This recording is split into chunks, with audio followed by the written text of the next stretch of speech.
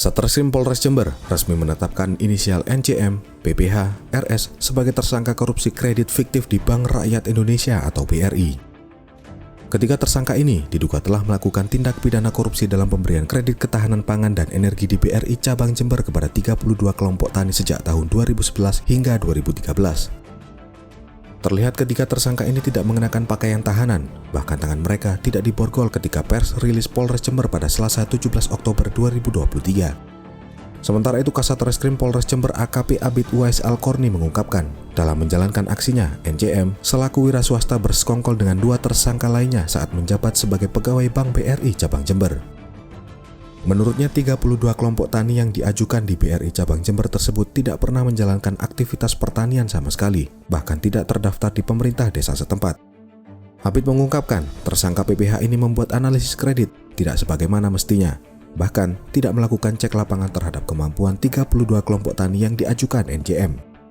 Sementara tersangka RS sengaja meloloskan pengajuan kredit fiktif ketika menjabat sebagai pegawai Bank BRI Cabang Jember. Berdasarkan audit BPK Provinsi Jawa Timur, tindak pidana korupsi yang mereka lakukan mengakibatkan kerugian negara sebesar 10,9 miliar rupiah. Atas kejahatan itu, Abid mengungkapkan NCM menyetor uang kepada dua pegawai Bank BRI Jember berbeda nominalnya.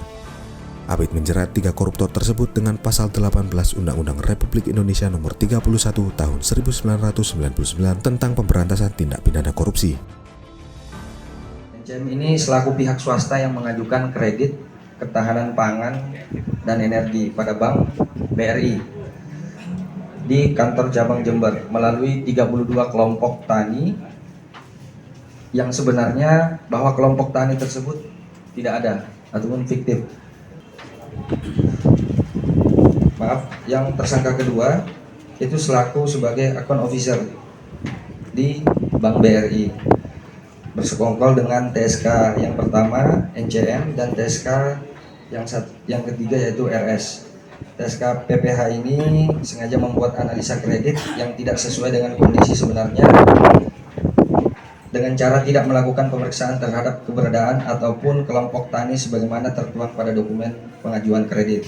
Untuk total kerugian negara dari tahun 2011 sampai dengan 2013 senilai total 10.993.198.192 rupiah.